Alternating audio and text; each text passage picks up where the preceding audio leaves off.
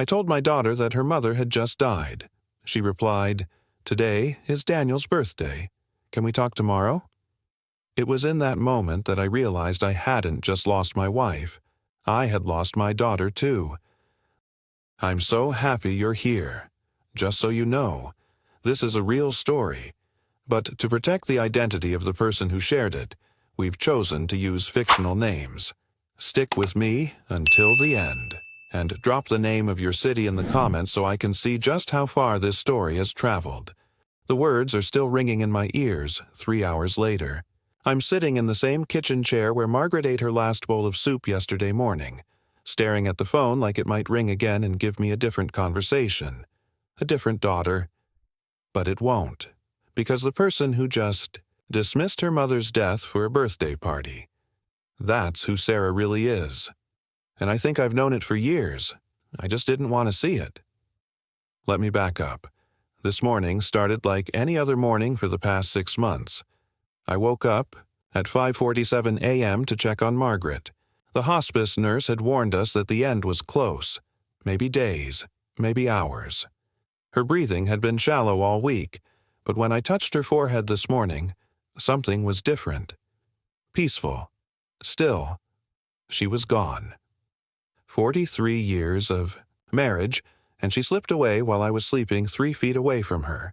The woman who had scrubbed floors until her knees cracked so we could afford Sarah's piano lessons, who had pawned her wedding ring, twice, to help with Sarah's college expenses, who had worked double shifts at the diner even after her. Arthritis made standing painful because Sarah needs to focus on her studies, not worry about money. Margaret, who had given everything to everyone else her entire life, died alone in the pre-dawn darkness. I called the hospice. They came quickly, professionally kind. She went peacefully, Mr. Harrison, exactly as she would have wanted. They handled the immediate details with gentle efficiency, and then it was just me in our too-quiet house, with one impossible phone call to make. Our only child. Our daughter. The person we had centered our entire lives around for 35 years. I must have picked up that phone a dozen times before I finally dialed. How do you tell someone their mother is dead? How do you prepare for that conversation? You don't. You just dial and hope for grace. "Hi, Dad." Sarah's voice was bright, distracted. I could hear music in the background, laughter, the sound of a house full of people having a good time. Of course. Daniel's birthday, his 38th, she'd been planning it for weeks. "Sarah, sweetheart." My voice broke on her name. I cleared my throat and tried again. "I need to tell you something." "Oh, hang on just a sec." The phone went muffled and I heard her calling out about cocktail napkins and someone named Trevor who couldn't find the bathroom. My chest felt tight. I gripped the edge of the kitchen counter, the one Margaret had picked out when we downsized after my retirement. "Perfect for just the two of us," she'd said then. Just the two of us. Now it was just me. "Okay, I'm back. What's going on?" "Make it quick, though. We're in full party mode here and I've got like a million things to coordinate." I closed my eyes. The words felt like swallowing broken glass. "Sarah, your mother passed away this morning." Silence. For maybe 10 seconds, which felt like 10 years. I could still hear the party in the background. Someone laughing, a door slamming, the distant sound of life continuing exactly as it had before I'd spoken those words. "Oh." Her voice was flat, matter-of-fact. "Oh, wow. When?" "This morning. Early. She went peacefully in her sleep." "Right. Okay." I heard her take a breath. "Well, I mean, we knew this was coming, right? With everything she's been through. When do you think the funeral will be?" I blinked hard. That was it? No tears? No, "Oh my God, Dad, are you okay?" No, "I'll be right there." Just, "When's the funeral?" Like she was asking about a dentist appointment. "I haven't. We haven't planned anything yet, honey. This just happened. I called you first." "Okay, well, today is obviously Daniel's birthday.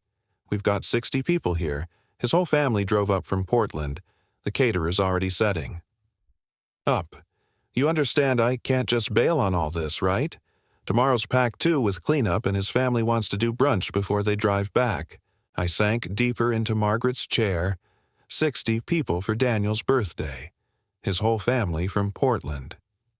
Sarah, this is your mother. I know that, Dad. And I'm sad. Obviously, I'm sad. But Mom's been sick for 2 years. It's not like this is some shocking surprise. And you know how important today is to Daniel. It's a milestone birthday.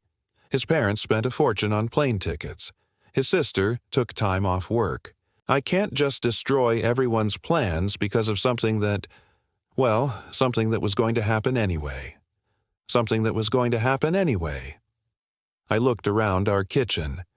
At the coffee cup Margaret used yesterday. Still sitting. In the sink because I couldn't bring myself to wash it. At the pill organizer she'd filled so carefully every Sunday, now meaningless. At the calendar, on the refrigerator where she'd marked doctor appointments in her careful handwriting. Appointments she'd never keep. She was your mother for 35 years, I said quietly, and she'll still be my mother next week when we can sit down and handle everything properly. Look, Dad, I know you're upset right now, but try to think practically. Mom's gone, right? So what difference does a day or two make? But these people are here now, expecting to celebrate Daniel. I have responsibilities. Responsibilities. To Daniel's family from Portland, to 60 party guests, to everyone except the woman who had sacrificed everything for her. I heard someone calling her name, something urgent about the ice running out. Dad, I really have to go. This party isn't going to run itself. We'll figure out all the funeral arrangements next week. There's no huge rush, is there?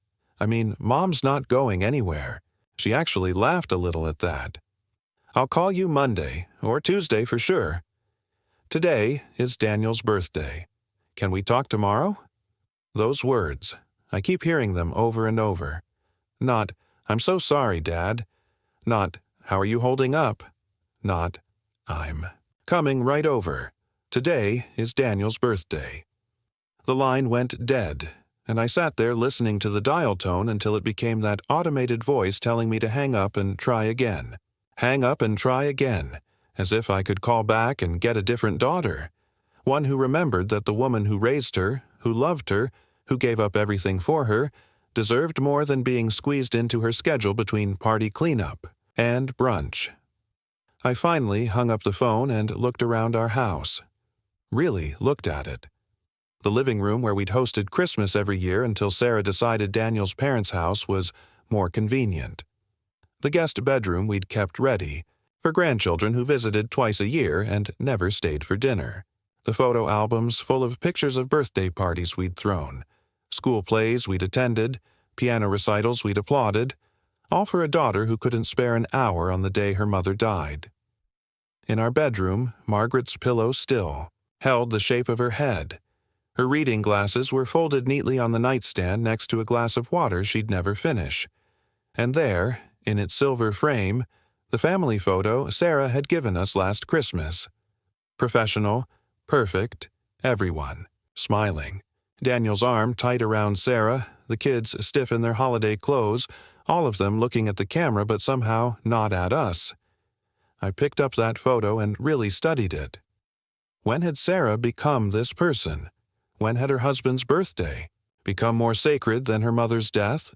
When had we become so disposable?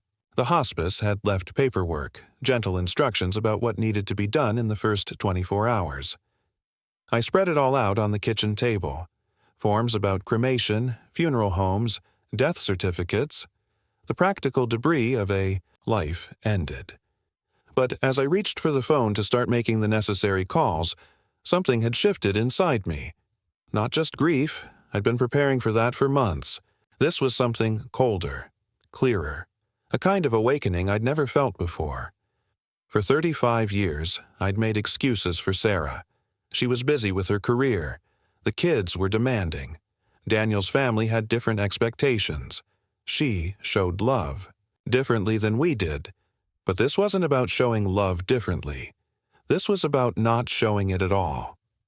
Tomorrow I would start planning my wife's funeral. Alone. Just like she had died alone while her daughter was probably picking out party decorations, but tonight I was finally seeing clearly. The daughter I thought I had, the one who would drop everything in a crisis, who understood that some things were more important than social obligations, who valued the people who had given her everything. That daughter had never existed. What existed was someone who could weigh her mother's death against the inconvenience of a birthday party, and the birthday party won. The funeral home smelled like lilies and false sympathy. I sat across from Mr. Peterson, a thin man with kind eyes who had probably had this conversation 1,000 times before.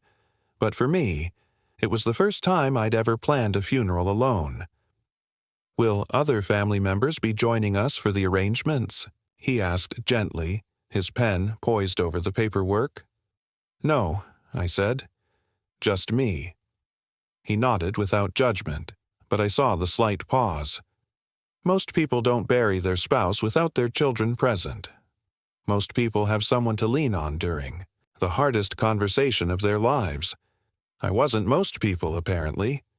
Margaret would have wanted something simple, I told him, and it was true. She'd never liked being the center of attention, even in life. Nothing fancy, just dignified. As we went through the options, casket styles, flower arrangements, obituary wording, I kept expecting my phone to ring. Surely Sarah would call. Surely she'd realize that a birthday party, no matter how important, couldn't compare to burying her mother. Surely she'd come to her senses. The phone stayed silent. "For the service," Mr. Peterson said carefully, "how many people should we expect?" I thought about it. Margaret's book club, 5 ladies who met every Thursday for 15 years. Our neighbors, the Hendersons, who had brought casseroles twice a week during the worst of her illness. A few people from the diner where she'd worked before her arthritis got bad. My fishing buddy Carl and his wife. Maybe 20 people, I said. Small. He wrote it down. 20 people to mourn a woman who had touched so many lives, but whose own daughter was too busy with cake and party favors to attend. He drove home through our quiet neighborhood, past houses where families were probably having normal Sunday dinners, normal conversations, normal problems. I envied them their ordinary troubles. At least their children showed up when it mattered. That evening, I started calling people to tell them about the service. Each conversation was harder than the last. "Oh, Frank," said Dorothy from Margaret's book club, her voice breaking. "I'm so sorry. When is the funeral?" "We'll all be there, of course." "Thursday at 2, I said. "First Baptist." "And Sarah? How is she holding up?" I paused. "She's processing." "Of course. Such a shock, even when you're expecting it. Give her our love." I promised I would, knowing I probably wouldn't talk to Sarah until after her husband's birthday celebration was completely finished and cleaned up. Carl was more direct. "Where's that daughter of yours? She should be helping you with all this." "She had prior commitments," I said, the words tasting bitter. "Prior commitments? Her mother died, Frank." "I know." There was a long pause. "You need anything, you call me. Day or night." That's what family should sound like, I thought. Carl, who'd known me for 8 years through weekend fishing trips, was more concerned about my welfare than my own daughter. The next morning, I went through Margaret's things. 43 years of marriage leaves a lot of belongings. Her jewelry box, mostly costume pieces except the wedding ring I'd bought her and the pearl necklace we'd given her for our 20th anniversary. Her clothes, still carrying the faint scent of her perfume. The stack of books by her bedside, bookmarks still marking pages she'd never finish reading. In her dresser drawer, I found something that made me sit down hard on the bed. A photo album I'd never seen before, filled with pictures of Sarah. Not the professional family photos we displayed in the living room, but candid shots. Sarah as a baby, gap-toothed at 6, in her high school graduation gown, holding her own. Babies for the first time. Every photo had a date written in Margaret's careful handwriting on the back, and underneath many of them, little notes. Sarah's first word, Mama. So proud of her piano recital. She looks just like I did at her age. My wife had documented our daughter's entire life with the devotion of someone who believed she was recording precious memories they'd share someday. But when had Sarah last asked to see these photos? When had she last wanted to remember these moments with the woman who had cherished them enough to preserve them? I closed the album and put it back in the drawer. Some things were too painful to look at right now. Tuesday came and went. No call from Sarah. Wednesday, I went to the grocery store to buy coffee and sandwich supplies for the small reception we'd planned after the service. Mrs. Henderson from next door had insisted on helping with food, but I wanted to contribute something. As I stood in the coffee aisle trying to remember which brand Margaret preferred, my phone finally rang. Sarah's name on the screen. 3 days late, but she was calling. "Hi, Dad. How are you holding up?" "I'm managing," I said, my voice carefully neutral. Good. Listen, about Mom's funeral. When were you thinking of having it?" "Thursday at 2, First Baptist Church." "This Thursday? As in tomorrow?" Her voice pitched higher. "Dad, that's really short notice. I have a client presentation. Thursday afternoon, big account. I've been preparing for weeks." I gripped the phone tighter. "Your mother has been dead for 3 days, Sarah." "I know that. But you could have consulted me before setting the date. Some of us have obligations we can't just rearrange." Obligations. That word again. Everything in Sarah's life was an obligation, except the people who had created that life for her. "I'll try to move some things around," she said, sounding put out. "But I can't promise anything. This client is really important for Daniel's business expansion." Daniel's business expansion. "Of course. The service is at 2, I repeated. "Your mother will be buried once. I hope you can find time in your schedule." I hung up before she could respond. Thursday morning, I put on my best suit. The navy one Margaret had picked out for our 30th wedding anniversary dinner. I looked at myself in the mirror and saw an old man who was about to bury his wife, alone. Not because he had no family, but because his family had better things to do. At the church, people began arriving early. Dorothy and the book club ladies, dressed in their respectful black dresses. The Hendersons with a casserole dish, because that's what good neighbors do. Carl and his wife, Betty. People from the diner, some I'd never met but who remembered Margaret's kindness during their worst days.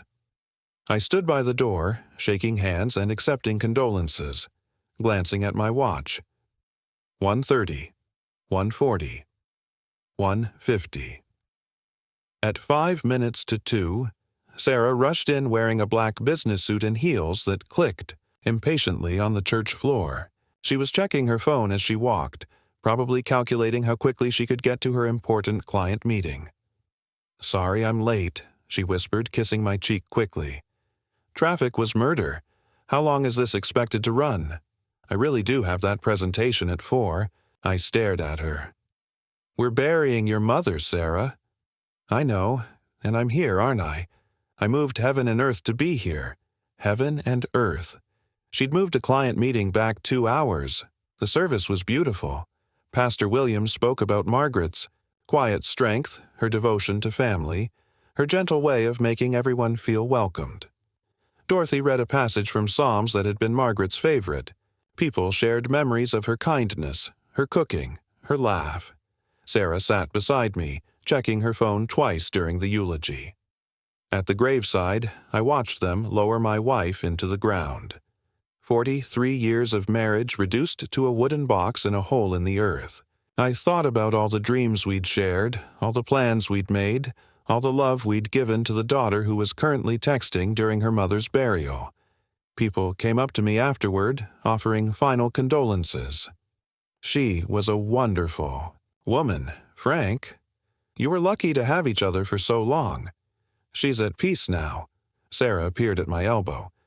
"Dad, I really do have to run. The client is expecting me by 4, and if I leave now I can just make it." She hugged me quickly, professionally. "We'll talk soon about going through Mom's things, okay? Maybe next weekend if I don't have anything planned." She was gone before I could respond, her heels clicking across the cemetery parking lot toward her car. I watched her drive away, probably already thinking about her presentation, already moving on from the 20 minutes she'd managed to spare for her mother's funeral. Carl walked up beside me. "Frank, you want to come have dinner with Betty and me tonight?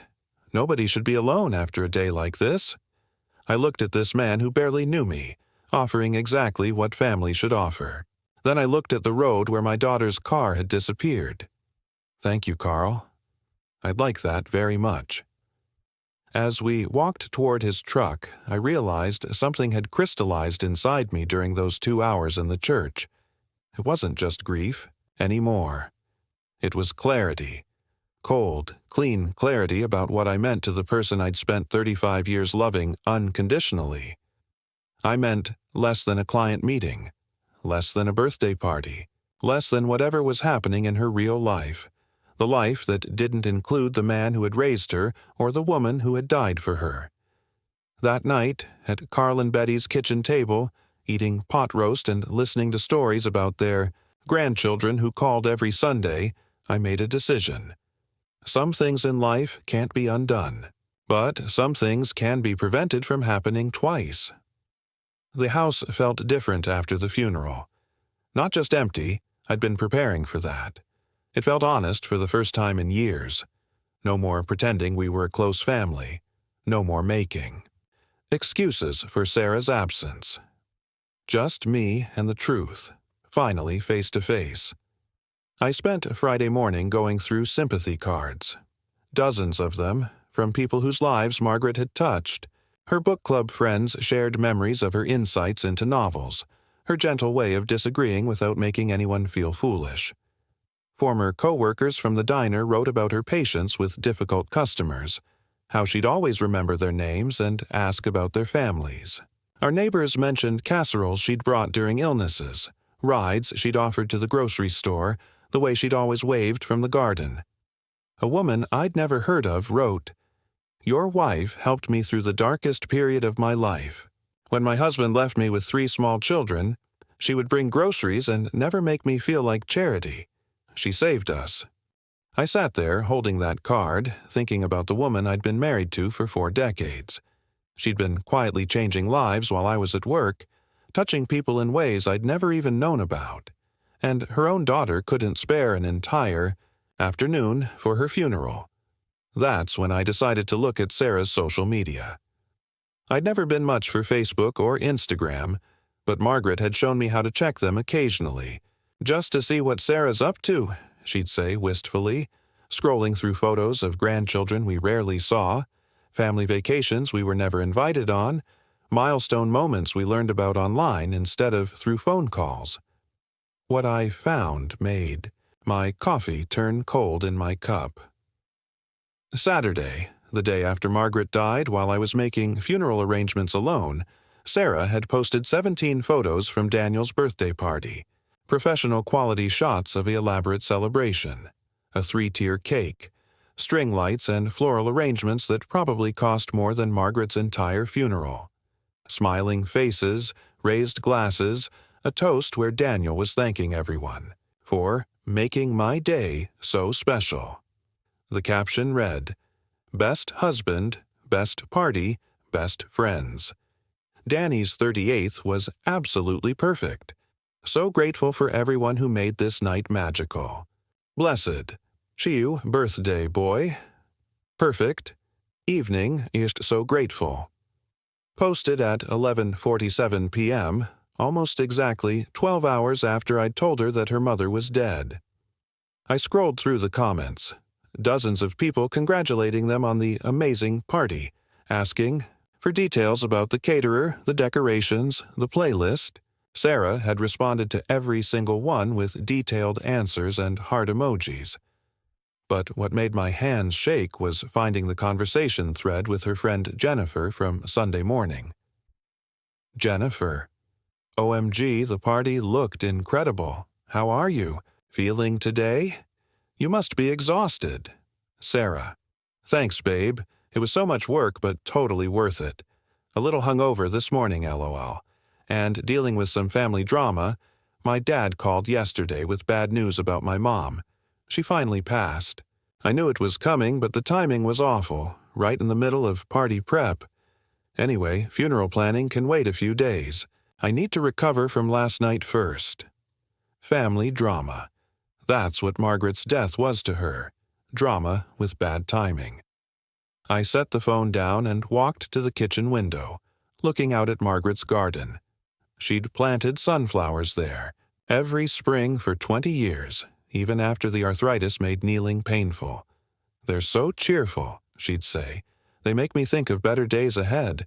The sunflowers were tall now, their faces turned toward the morning sun, unaware that the woman who'd planted them was gone. Unaware that her daughter had reduced her death to family drama, with bad timing. I made another cup of coffee and went back to the computer. There was more to see. Pictures from the grandchildren's recent school events, concerts, baseball games, art shows. Sarah was there for all of them, cheering and proud, but I couldn't remember the last time she'd brought them to visit their grandmother. Margaret used to ask about it constantly.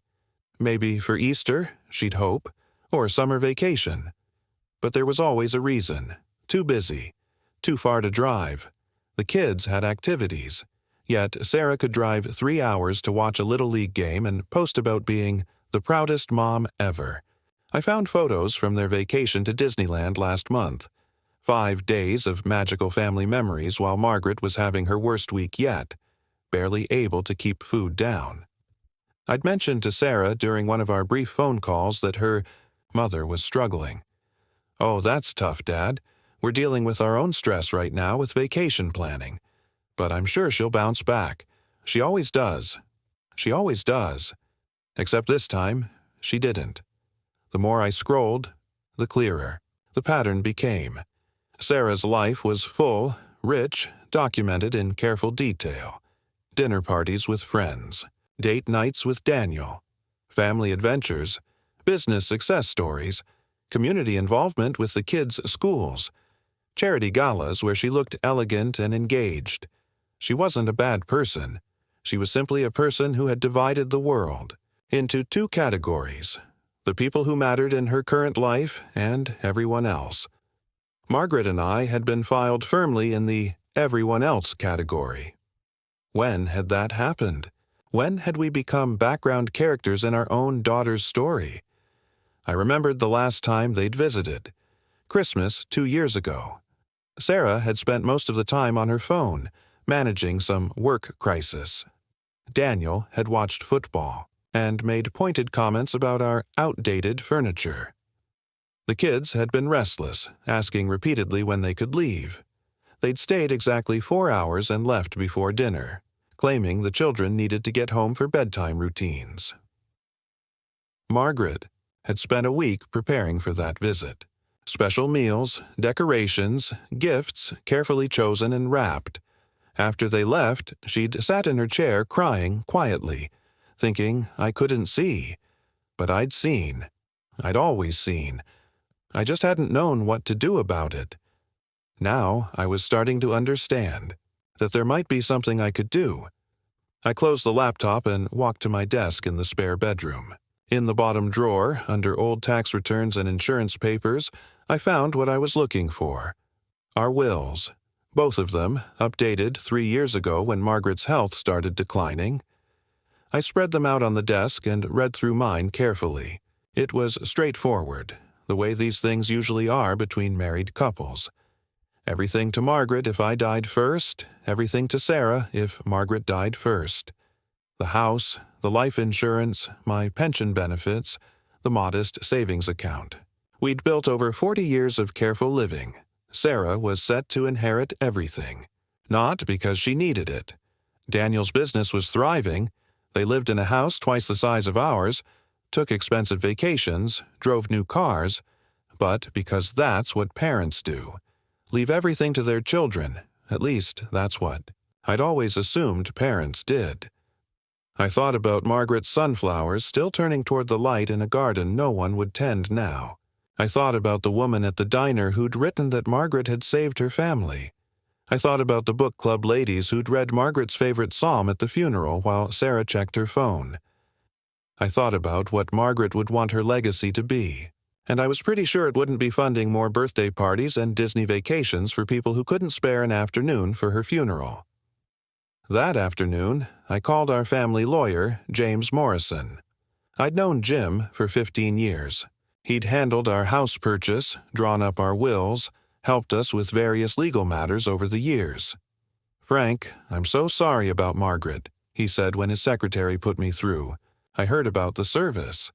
I wish I could have been there, but I was in court all day Thursday." "Thank you, Jim. Actually, that's partly why I'm calling. I need to make some changes to my will. Of course, it's common to update these documents after a spouse passes. When would you like to come in?"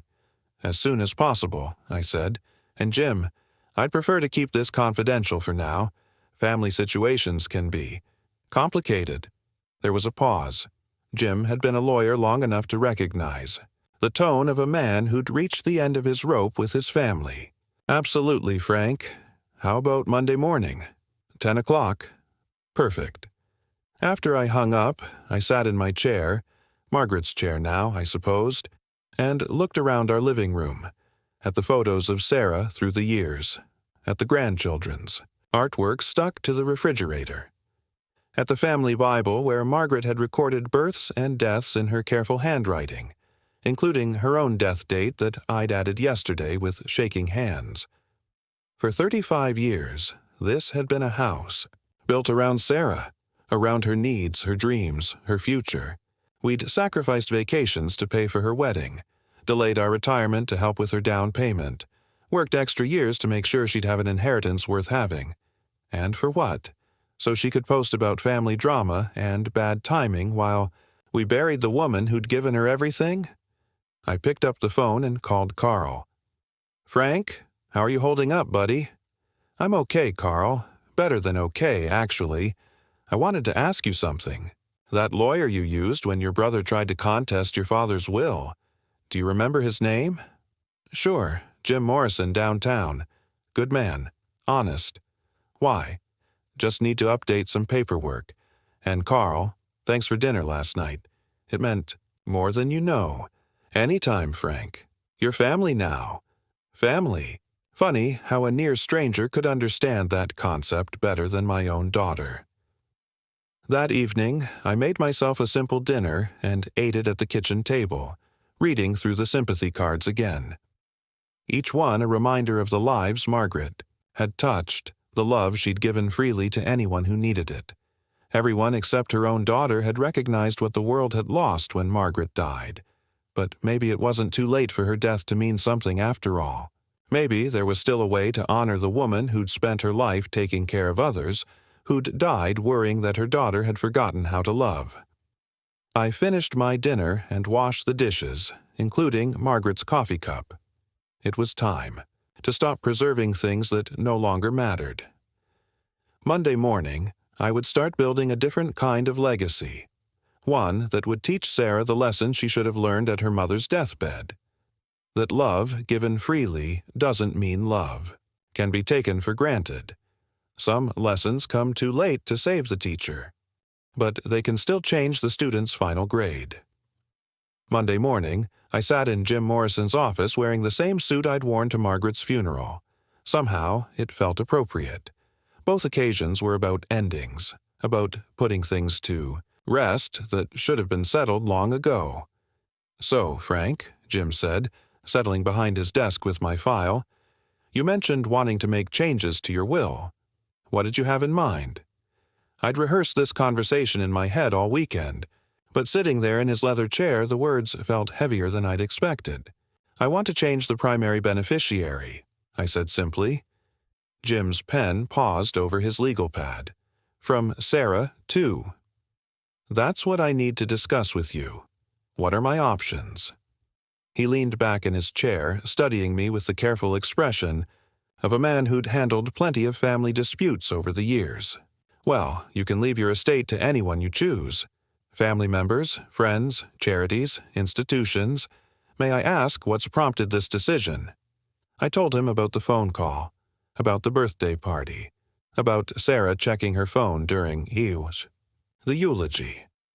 I kept my voice steady, factual, but I saw something shift in Jim's expression as I spoke. "I see," he said quietly. "And have you considered that this might be a reaction to grief? Sometimes people make decisions when they're hurting that they later regret." "I've considered that," I said. "But this isn't about grief, Jim. This is about finally seeing clearly. My daughter has shown me exactly how much I mean to her. I think it's time my will reflected that same level of priority." He nodded slowly. "What kind of changes are we talking about? Reducing her inheritance? Eliminating it entirely?" "I want to learn about charitable giving. Organizations that help families, in crisis maybe. Places that do the kind of work Margaret would have supported." I paused. "I want Sarah to inherit exactly what she gave her mother. Nothing." Jim wrote something down, then looked up at me. "Frank, this is a significant decision. Your estate is worth what? Roughly $400,000 between the house, life insurance, and savings. About that. That means Sarah is expecting to inherit a substantial sum. Her financial planning may depend on it. Are you prepared for the consequences of this change?" I thought about Sarah's house, twice the size of ours, her new car, her expensive vacations, her husband's expanding business. "She'll survive," I said. "The question is whether she'll learn anything from it. And if she doesn't, if this just creates more anger, more distance, then nothing will have changed, will it? Except that Margaret's legacy will go to people who actually need it instead of funding more birthday parties." Jim was quiet for a long moment. "I have to ask, is there any chance of reconciliation? Have you talked to Sarah about how her behavior affected you?" "Some people can't be taught, Jim. They can only be shown consequences." I shifted in my chair. Besides, what would I tell her? That she should have cared more about her dying mother? That she should have shown up for the funeral without checking her phone? These aren't things you should have to teach a 35-year-old woman. He nodded and made more notes. "All right, let me explain your options. We can set up a trust that reverts to charity, with specific conditions Sarah would need to meet to access any funds. Or we can make a clean break. Everything to designated charities, with perhaps a token amount to Sarah to prevent her from claiming the will was written in error. What kind of conditions? Things that demonstrate the values you want to see. Regular visits to elderly community members, volunteer work with hospice organizations, concrete actions that show she's learned something about family responsibility." I considered that. The idea had appeal, forcing Sarah to confront what she'd lost, making her work to understand what family actually meant. But there was something that felt wrong about it too, like trying to buy love that should have been freely given. "No," I said finally, "I don't want to turn this into a game where she performs caring for money. Either she genuinely understands what she lost, or she doesn't. Money shouldn't be the teacher." "Then we're talking about a complete diversion to charity." "Yes. But I want her to know why. Not immediately. I don't want this to turn into some big confrontation where she can try to manipulate her way back into my good graces. But eventually, when it matters most, I want her to understand exactly what her choices cost her." Jim leaned forward. "You mean, after you're gone?" "Exactly. Let her find out the same way I found out what kind of daughter I raised, when it's too late to change anything."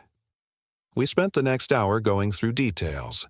Jim recommended several reputable organizations, a hospice foundation that provided comfort to dying patients and their families, a charity that helped elderly people age in their homes with dignity, a scholarship fund for nursing students. All causes Margaret would have supported, all focused on the kind of caring Sarah had failed to show. "I'll need a few days to draft the documents," Jim said as we wrapped up. "And Frank, I'm legally obligated to tell you that you might want to consider family counseling, or at least one more conversation with Sarah before making this final." "I appreciate the advice, Jim. But some conversations are already over. They just haven't been officially ended yet." As I drove home, I felt something I hadn't experienced in years: control. For decades, I'd been reacting to Sarah's choices, making excuses for her behavior, hoping she'd change. Now, I was making choices of my own. Not cruel choices. I wasn't trying to hurt her. I was simply aligning my actions with her values. She'd shown me that family was disposable. Fine. I could be disposable too. That afternoon, I did something I hadn't done since Margaret got sick. I cleaned out the garage. We'd been storing things for Sarah there for years. Christmas decorations she never picked up, furniture from her old apartment that she might need someday, boxes of her childhood belongings that she'd promised to go through when she had time. Looking at it all now, I realized it was like a museum to our relationship. We'd been the keepers of her past while she built her future without us. We'd held on to her memories while she forgot to make new ones with us. I called a donation center and scheduled a pickup for the weekend. All of it: the decorations, the furniture, the boxes of report cards and school photos and participation trophies. Let someone else's family benefit from these remnants of childhood. Sarah had made it clear she had no use for the people who'd preserved them. While I was sorting through boxes, I found something that made me sit down on the concrete floor. A Mother's Day card Sarah had made in 2nd grade, construction paper, and glitter glue, with her 7-year-old handwriting. "Dear Mommy, you are the best mommy in the world. You make me happy every day. I love you more than ice cream. Love, Sarah." Margaret had kept it for 28 years. I held that card in my hands, this artifact from when Sarah was still capable of uncomplicated love. When had that changed? When had expressing love become too much trouble? When had showing up become optional? I put the card in the donation box with everything else. Someone else's child could learn from Sarah's 7-year-old wisdom about loving your mother more than ice cream. That evening, Sarah called. "Hi, Dad. I've been meaning to check on you. How are you doing?" "I'm fine, Sarah. Getting things organized." "Good. That's good. Listen, I was thinking we should probably sit down soon and go through Mom's things. I know it's hard, but we should probably deal with her jewelry and clothes and stuff. Some of it might have sentimental value." Sentimental value? From the woman who'd missed her mother's final days for a birthday party. "I've already handled most of it," I said. "Oh. Well, what about her jewelry? I mean, I should probably have her wedding ring and that pearl necklace you guys gave her for your anniversary. Family heirlooms, you know? Family heirlooms. For someone who'd shown she didn't consider herself part of the family when it mattered most. I donated most of her jewelry to the Hospice Foundation," I said. "They auction items to raise money for patient care." "You donated it?" "Dad, that jewelry has been in our family for decades. You should have asked me first." "When should I have asked, Sarah? While you were at the birthday party? During the 2 hours you managed to spare for the funeral? Or maybe during one of the 3 phone calls you've made since your mother died?" Silence on the other end. When she spoke again, her voice was tight. "I know you're grieving, Dad, but that's not fair. I've been dealing with my own stuff too. Daniel's business expansion, the kids' school issues, work pressure. I can't just drop everything every time there's a family situation. Every time there's a family situation. As if Margaret's death was just one in a series of minor inconveniences." "You're right," I said. "You can't drop everything for family. You've made that very clear." "What's that supposed to mean?" "It means exactly what it sounds like, Sarah. You've shown me your priorities. I'm just finally accepting them." "Dad, you're being unfair. I loved Mom. I'm sad she's gone. But life has to go on. I have responsibilities." "Yes, you do, and you've chosen which ones matter to you." I hung up before she could respond. An hour later, she called back. I let it go to voicemail, then she called again, and again. Finally, I turned off the ringer and went to bed. In the morning, there were 4 voicemails, each one more frustrated than the last, demanding to know what was wrong with me, insisting she'd done nothing wrong, claiming I was being emotional and unreasonable. I deleted them all without listening to the end. Wednesday, Jim called to say the new will was ready for review. I drove to his office and read through the documents carefully. Everything clear, everything legal, everything final. You're sure about this, Frank? I've never been more sure of anything in my life. I signed the papers with the same pen I'd used to sign Sarah's birth certificate 35 years ago. Different document, different relationship, different outcome. As I walked out of Jim's office, I felt lighter than I had in months. Not because I was being cruel, but because I was finally being honest. I was treating Sarah exactly the way she'd treated Margaret, with the minimum effort required to maintain the technical appearance of caring. She'd taught me that family was something you did when convenient. I was finally ready to graduate from her school of thought. The only difference was, my final exam would be graded after I was gone. And, unlike Sarah, I wouldn't get a second chance to change my answers. 3 weeks passed in blessed quiet. No phone calls from Sarah demanding explanations. No texts asking about jewelry or family heirlooms. No forced conversations where I had to pretend her mother's death hadn't revealed exactly who she really was. I settled into a routine that surprised me with its peacefulness. Morning coffee while reading the newspaper Margaret used to save for me. Afternoon walks through the neighborhood where people stopped to ask how I was doing. Real concern, not the obligatory kind. Evening dinners with Carl and Betty twice a week, sometimes with other neighbors who'd somehow decided I was worth including. It struck me that I had more genuine community in my retirement neighborhood than Sarah seemed to have in her busy, successful life. These people barely knew me, but they showed up. They brought casseroles. They invited me to their card games and asked about my health and remembered Margaret's favorite flowers when they tended their own gardens. I was learning what real family looked like, and it wasn't necessarily the people you shared DNA with. The silence from Sarah ended on a Tuesday morning with pounding on my front door. Not knocking. Pounding. I looked through the peephole and saw her standing on my porch, arms crossed, wearing the expression I remembered from her teenage years when she'd been caught breaking curfew. I opened the door. "We need to talk," she said, pushing past me into the living room. "Right now." She looked around the house as if seeing it for the first time. Margaret's chair was gone. I'd donated it to the hospice center where families could sit with their dying loved ones. The family photos had been replaced with landscapes Margaret had painted as a hobby. The grandfather clock we'd bought for Sarah's high school graduation, which she'd never taken when she moved out, had been sold. "What did you do to this place?" she asked. "I made it livable for one person instead of a shrine to people who don't visit." She spun around to face me. "Dad, what is going on? You haven't returned my calls. You gave away Mom's jewelry without asking me.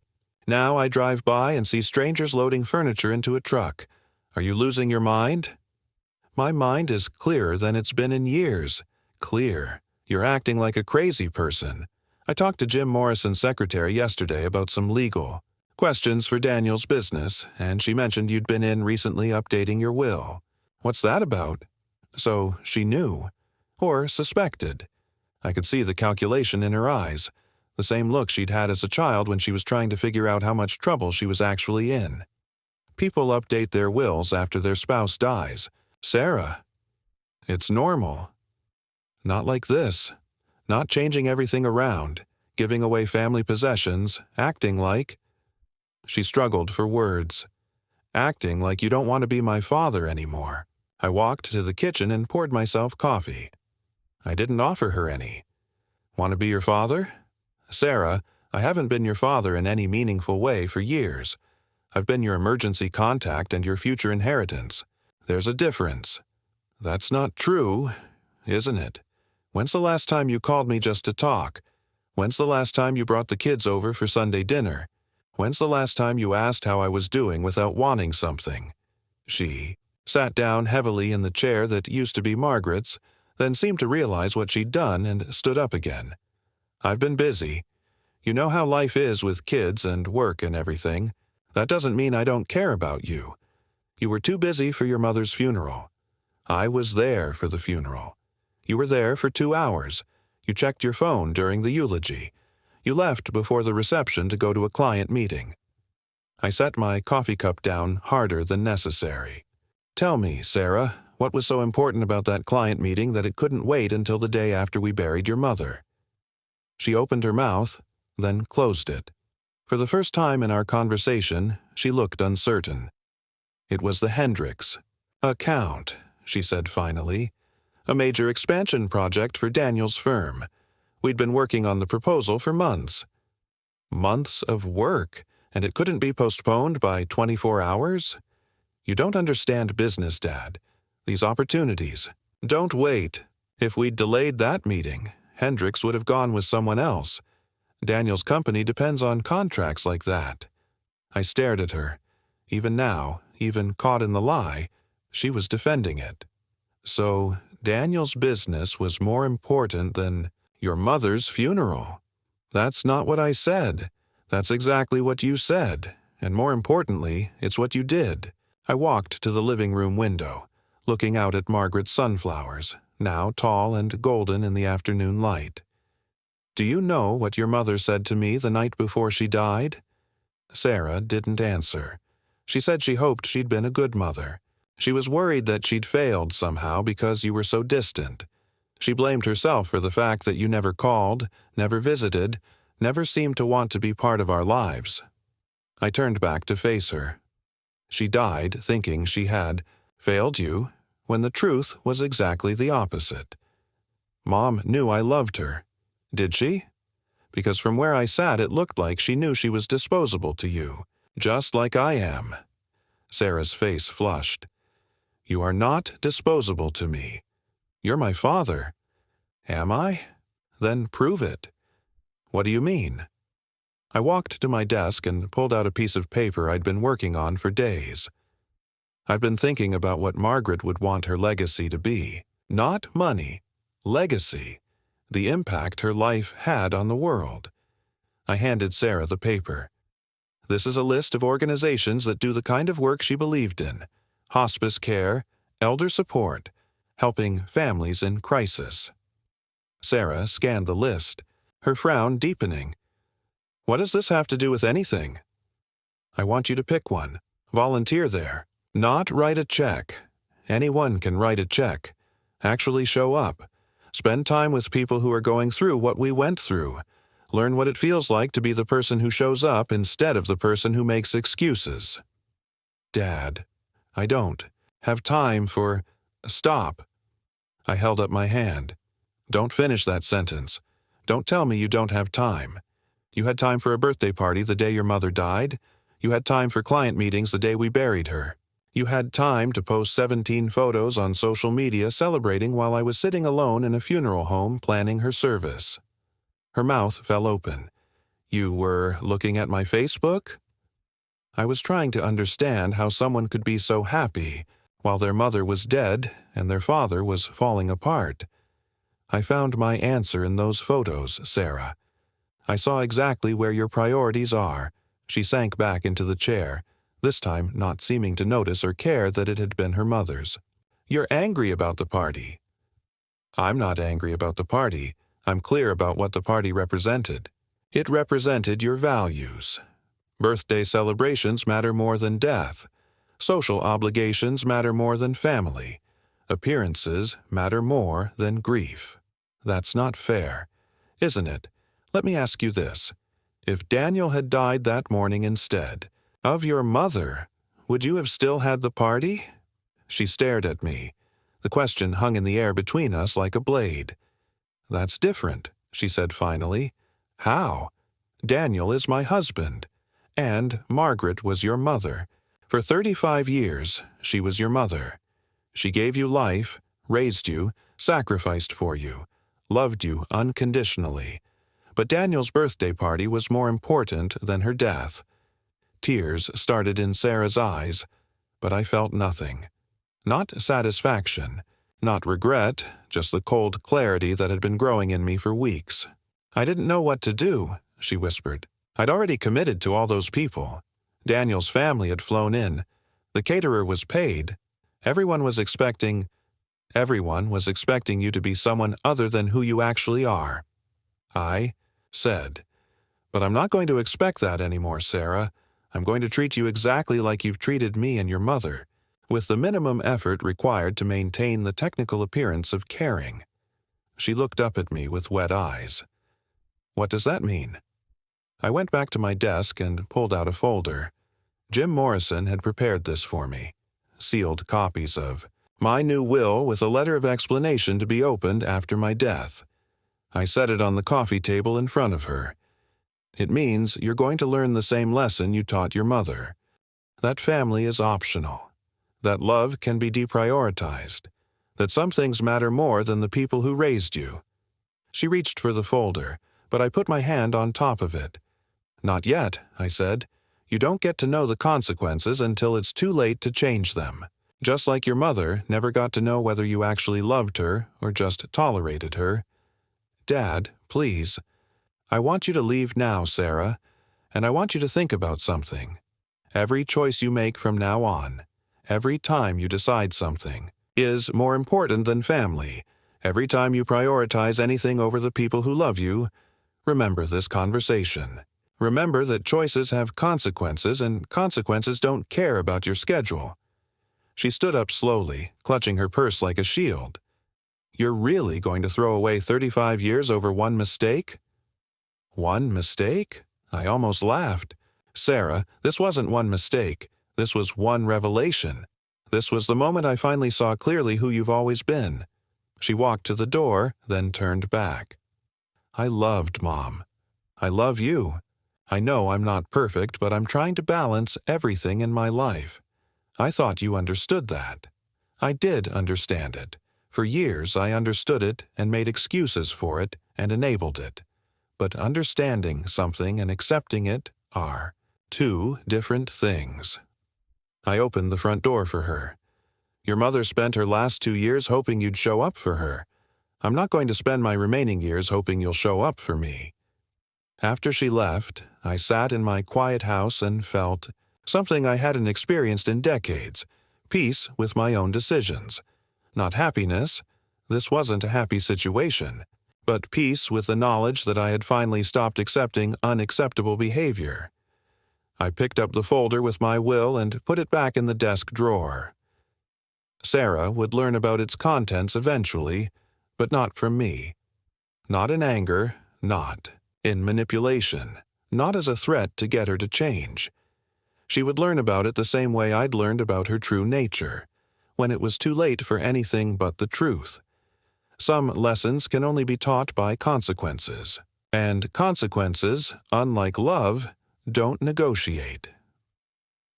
6 months later, I was standing in the community room at Sunset Manor, looking at faces that had become more familiar to me than my own daughter's. Every Tuesday and Thursday, I came here to visit, with elderly residents whose families had forgotten them, just like Sarah had forgotten Margaret and me. The irony wasn't lost on me. I'd had to lose my wife and distance myself from my daughter to finally understand what family actually meant.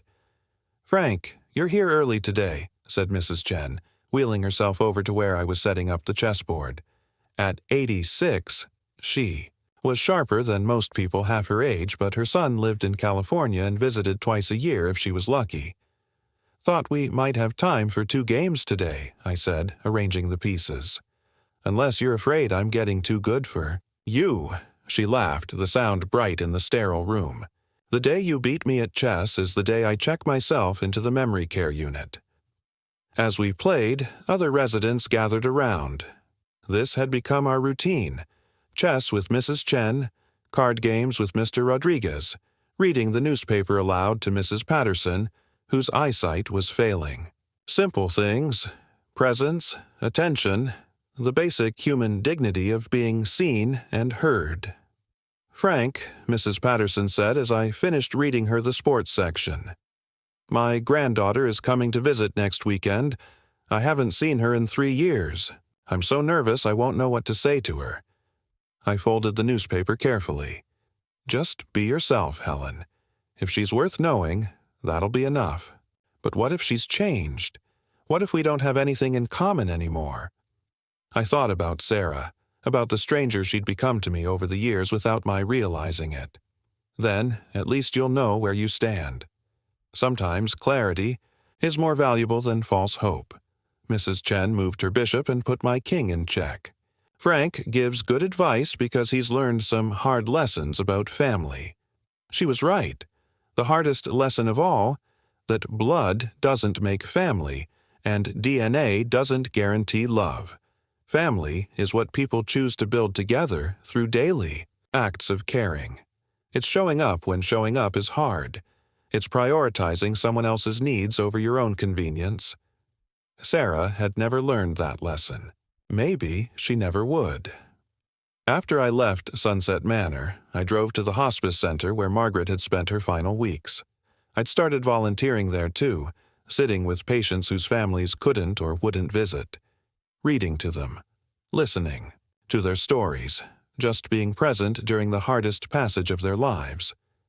Today, I was visiting with Robert, a 78-year-old man whose cancer had advanced beyond treatment. His daughter lived locally but rarely came by. She says hospitals depress her, Robert told me, his voice weak but clear. Can't handle seeing me like this. I understand, I suppose. Death isn't pretty. It's not about pretty or ugly, I said, adjusting his blanket.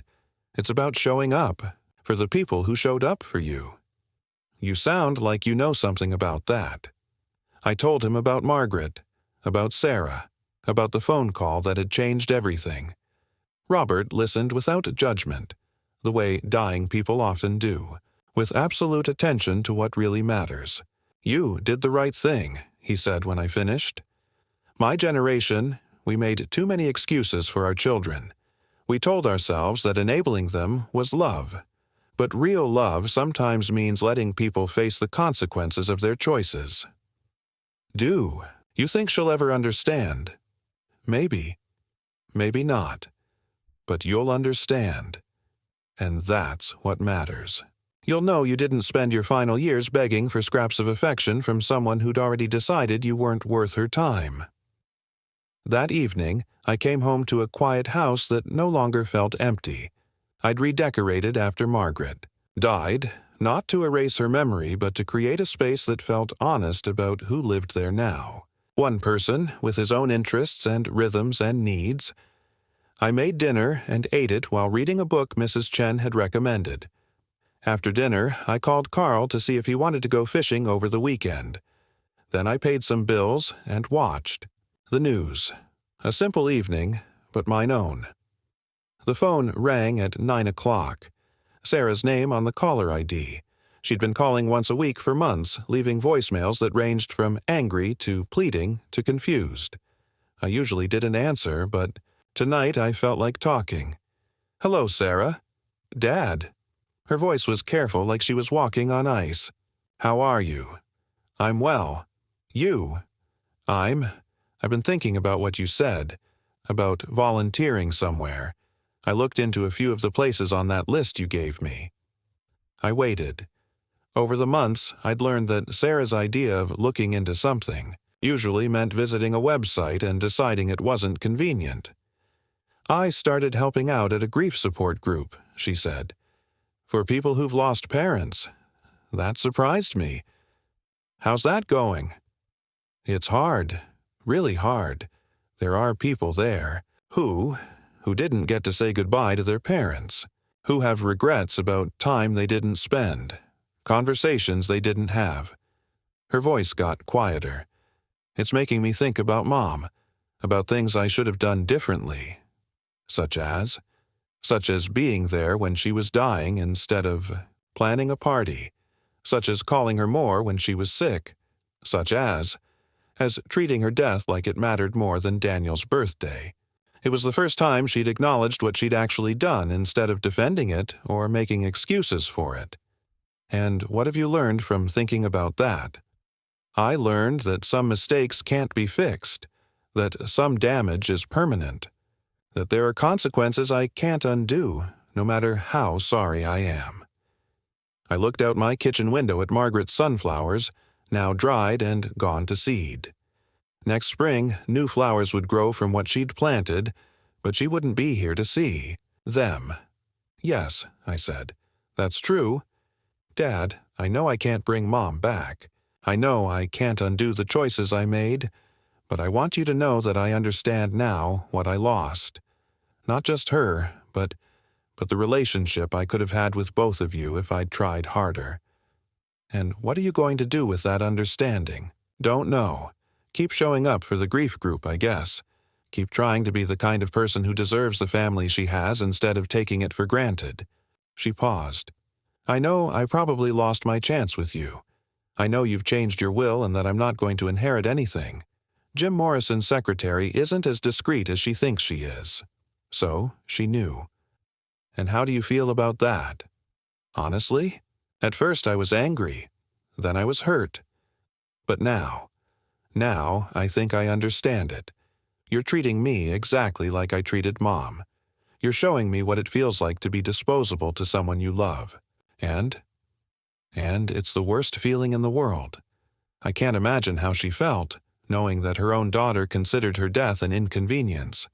I can't imagine how you felt, watching me choose everything else over the two people who loved me most. I felt something shift in my chest. Not forgiveness. That would take time, if it came at all. But recognition. For the first time in years, Sarah sounded like someone I remembered raising. What do you want from me, Sarah? Nothing. I don't want anything from you anymore, Dad. I just wanted you to know that I finally understand what I threw away. And I wanted to ask. Not for forgiveness, because I know I don't deserve that, but I wanted to ask if there's any chance, over time, that we could build something new. Not the relationship we had before, because that was built on me taking and you giving, but something honest, something where I show up for you the way you showed up for me my whole life. I was quiet for a long time. Outside, I could hear the Hendersons laughing on their back porch, the sound of a couple who'd built a life together through daily acts of love and attention. I don't know, I said finally.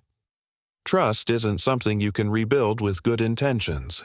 It has to be rebuilt with actions, over time, with no guarantee of success. I know, but I'd like to try, if you're willing. I thought about Robert at the hospice, dying alone because death made his daughter uncomfortable. I thought about Mrs. Chen, playing chess with a volunteer instead of her son. I thought about all the people I'd met who were hungry for exactly what Sarah was offering, the chance to matter to someone again. You can try, I said, but Sarah, you need to understand something. I'm not going to change my will back. I'm not going to pretend the last few years didn't happen. The money is going to organizations that do the work Margaret believed in. That's final. I understand. And I'm not going to make this easy for you. I'm not going to pretend to trust you until you've earned it back. I'm not going to help you feel better about the choices you made. I wouldn't want you to. And if you disappear again, if you decide this is too much work or too inconvenient, I won't give you another chance. I'm too old to keep hoping for people to become who they should have been all along. I understand. We talked for another 20 minutes, carefully, like strangers getting to know each other. She told me about the people in her grief group, about hearing their stories of regret and loss. I told her about my work at the hospice and the nursing home, about finding purpose in showing up for people who'd been forgotten. When we hung up, I didn't feel the old familiar hope that Sarah had finally changed. I'd felt that hope too many times before, only to be disappointed when she reverted to her old patterns. But I felt something else. Curiosity. Curiosity about whether she would follow through, whether she would do the hard work of becoming someone worth knowing, whether she would learn to love through actions instead of just words. 3 months later, she was still calling every week, still volunteering at the grief center. She'd brought the grandchildren to visit twice, and instead of rushing through obligatory hugs, she'd stayed for dinner both times. Let the kids play in Margaret's garden, helped me tend the sunflowers that had grown from last year's seeds. It wasn't the relationship we'd had before. It was quieter, more careful, built on actions instead of assumptions. Sarah didn't take my time for granted anymore. She asked before visiting, showed up when she said she would, listened more than she talked. I still don't know if it will last. People can sustain good behavior for months and then revert to their old selves when life gets complicated. Sarah might decide that showing up for an aging father is too much work, just like she decided that showing up for a dying mother was too inconvenient. But for now, she's trying, and I've learned that trying has to be enough. Not because I'm lowering my standards, but because I understand now that you can't control other people's choices. You can only control your own responses to them. My will hasn't changed. When I die, my estate will go to the Hospice Foundation, the nursing home where I volunteer, and a scholarship fund for people studying elder care. Organizations that understand the value of showing up for people who can't show up for themselves. But Sarah knows that now, and she's still here, still calling, still visiting, still working to become someone who deserves the love she took for granted for so long. Maybe that's enough. Maybe learning the lesson is more important than avoiding the consequences. Margaret's sunflowers bloom every summer now, bright faces turned toward the light. I tend them carefully, and sometimes Sarah helps. We work together in comfortable silence, both of us understanding that some things are worth preserving even when the person who planted them is gone. Especially then. I'm really wondering now, if you were in my shoes, what would you have done? Have you faced something like this before? Let me know in the comments. And while you think about it, I'm leaving 2 of the most loved stories from the channel.